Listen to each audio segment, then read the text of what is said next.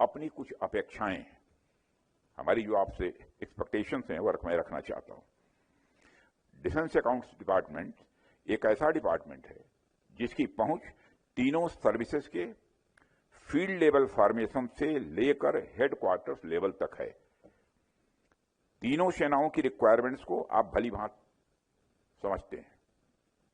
ऐसे में आप लोग इस बात पर विचार करिए कि जब हमारी तीनों सेनाएं अपनी पूरी क्षमता के साथ ज्वाइंटनेस और इंटीग्रेशन की ओर आगे बढ़ रही हैं, तो उसमें डिफेंस अकाउंट्स डिपार्टमेंट की क्या भूमिका हो सकती है। और इसके लिए आप सभी हमारी सर्विसेज के साथ बैठकर विचार विमर्श करें और यह देखें कि आप लोग ट्राई सर्विसेज के बीच ज्वाइंटनेस और इंटीग्रेशन को कितना फैसिलिटेट कर सकते हैं। यह हमारी ट्राई सर्विसेज के ज्वाइंटनेस और इंटीग्रेशन में अच्छे रिजल्ट दे सकता है, ऐसा मेरा मानना है।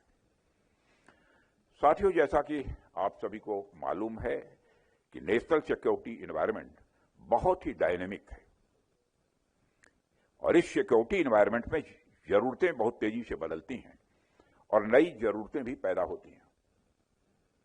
इसलिए जरूरी हो जाता है कि डिफेंस प्रोक्योरमेंट, चाहे वह कैपिटल प्रोक्योरमेंट हो या रेवेन्यू प्रोक्योरमेंट हो, वह तेजी से होना चाहिए।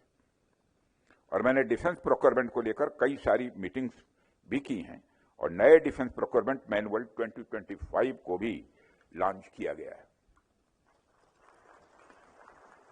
और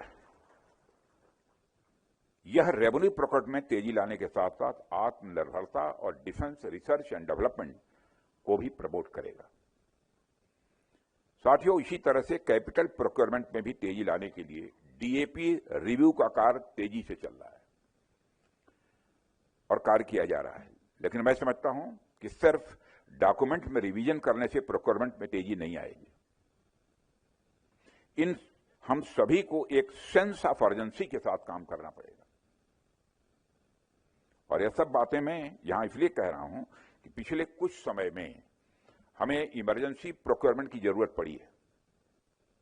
ऐसे में आप लोग यह देखें और जहां जरूरत हो सर्विसेज और एक्विजिशन विंग के साथ बैठकर विचार विमर्श भी करें और प्रोविजंस को इस प्रकार स्ट्रीमलाइन करें कि आने वाले समय में इमरजेंसी प्रोक्योरमेंट की जरूरत ही न पड़े।